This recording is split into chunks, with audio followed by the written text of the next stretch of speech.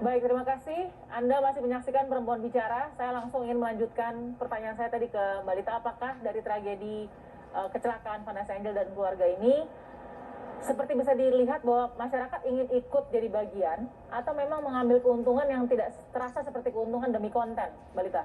Semuanya. Semuanya. Okay. Semuanya ya.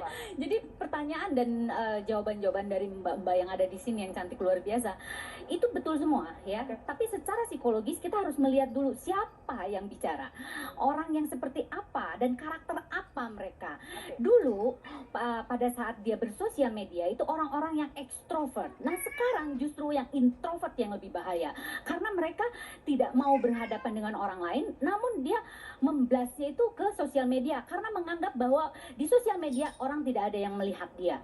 Jadi seenak dia, otak dan jari lebih cepat jarinya daripada otaknya. Itu yang membuat dia menjadi saya bebas merdeka gitu loh. Dan dia bisa seenaknya. Itu orang-orang yang gangguan dalam tanda kutip. Setelah disurvei oleh beberapa psikolog yang saya punya, itu mempunyai kecenderungan gangguan jiwa loh. Tapi tidak semua kan kecenderungan? Tidak semua. Namun orang yang memblush, orang-orang yang mampu melakukan apapun, yang melanggar norma-norma, itu termasuk dong, karena dia menikmati itu kan. Norma dari perspektif siapa? Norma dari sisi agama, budaya, sosial dong. Ya seperti yang tadi, penayangan bla bla bla. Itu yang seharusnya kalau kita punya jiwa, itu dia nggak mungkin dong tega nggak sih dia memperlihatkan itu, minimal di blur lah. Nah, saya pun kemarin saya sempat memposting karena apa? Karena saya diminta oleh keluarganya untuk memberitahu ke media gitu, supaya ter-up gitu kan. Oke, saya lakukan itu karena permintaan. It's okay. Tapi setelah dia publish, setelah dia up dan viral, stop, matiin. Gitu, itu etika ya. Kita beretika. Kita kan bicara tentang psikologi beretika sosial media, betul nggak? Nah, pada saat kita melakukan sosial media itu orang lain tidak dan ikut-ikutan, itulah salah satu karakter orang Indonesia, ikut-ikutan, parno, dan dia pun juga ingin semuanya latah. Jadi apa yang dilihat itu yang membuat dia seksi. Itu. Jadi secara psikologis apapun yang dilakukan dia yang penting viral. Nah itu. Yang penting followernya nambah. Saya mau tanya ke Mbak Denis sama juga Shirley sebagai content creator. Tapi kita lihat dulu ya salah satu contoh nih. Ini salah satu contoh bagaimana netizen atau siapapun yang berada di belakang postingan gitu ya melakukan hal ini dan ternyata malah membuat kisruh. Jadi kalau kita lihat dalam kondisi atau tragedi yang terjadi di kecelakaan tol Jombang itu ada beberapa yang kemudian diposting betul fakta dan ada yang hoax. Ini dia.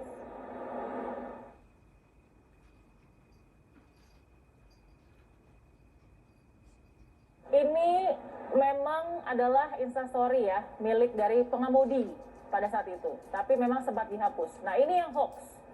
Ini tidak ada di dalam instastory dari sang pengemudi dan ini sudah dikonfirmasi kepada pakar telematika.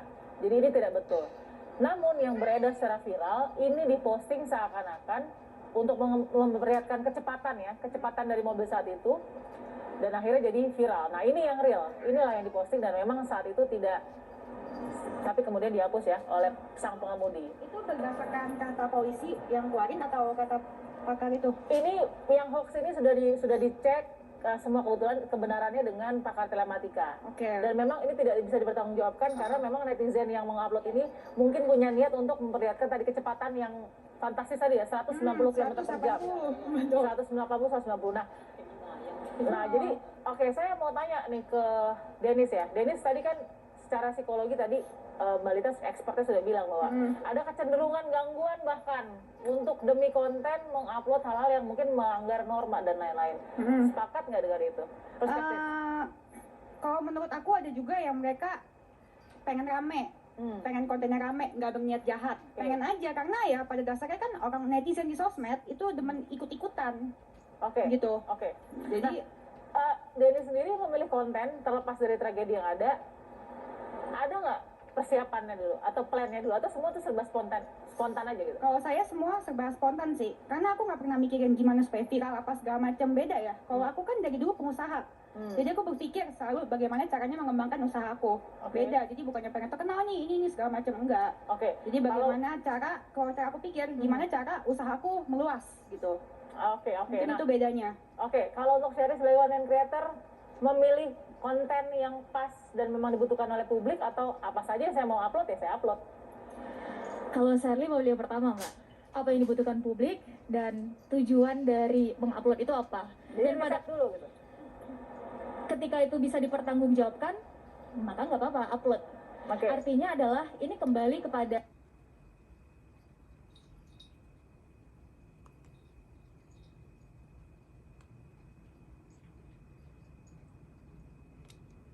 trennya altruistik, artinya apa? Ingin menjadi pahlawan. Jadi nggak semuanya karena niatnya.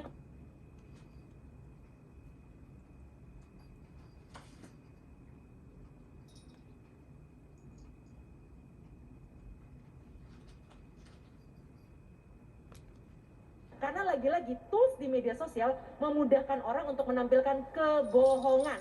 Nah, yang menarik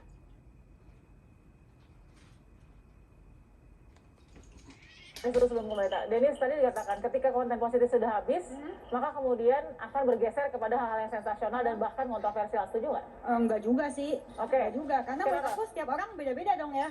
Beda-beda cara terkenal mereka. Dan kalau aku sih mungkin lebih ke nasib ya terkenal ya Mbak ya. Bisa jadi dong.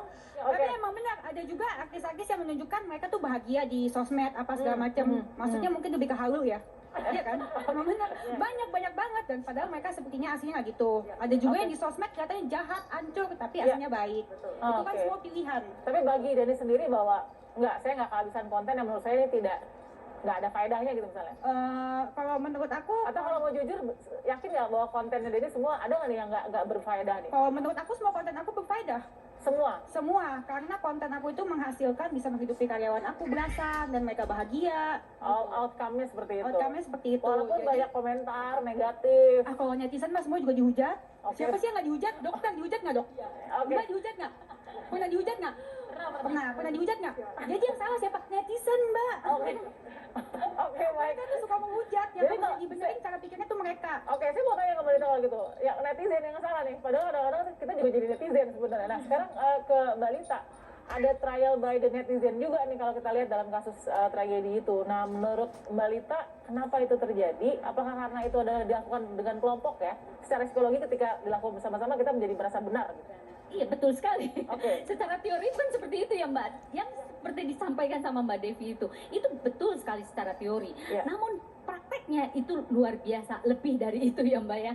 Nah kembali kepada karakter orang Indonesia khususnya, itu ikut-ikutan Mbak, provokator, dan dia paling suka kalau ada orang lain itu menderita. Ya dong, ada hal-hal yang merasa bahwa ini gue nih harus eksis nih di depan nih gitu kan. Jadi secara tidak langsung dia pun juga berasa bahwa aku harus eksis, aku harus merasa bahwa aktualisasi diri gue itu dalam bentuk seperti ini. Waduh, parah dong ya. Nah, artinya jadi dia melupakan secara faedah-faedah yang ada norma-norma di dalam masyarakat. Jadi diterjang semua sama kalau dia. Dalam ilmu psikologi tadi kan Denis bilang, saya nggak pengaruh deh. Saya kontennya A, Shirley kontennya B, Mbak Devi C, dan Mbak Lita misalkan D gitu ya. Tapi sama-sama semua dapat hujatan. Artinya nggak ada satu silver lining atau benang merah yang sebenarnya menentukan gitu. Netizen atau haters itu kan termasuk dalam orang-orang yang pertama pengangguran, dia tidak tahu tentang pendidikan. Bisa juga punya pekerjaan hebat. Iya betul. Namun ini secara pengetahuan dan analisa ya, dan statistik ya. Jadi dia tidak punya pendidikan, artinya dia tidak memenuhi kebutuhan yang akademis maupun agama dan sebagainya. Dia pengangguran, ya kan? Dia juga orang yang tidak masuk ke dalam gangguan jiwa itu, Mbak. Dia orang-orang yang dia tidak pernah peduli dengan apa yang ada terjadi di dalam masyarakat. Yang penting gue naik gitu. Seperti itu.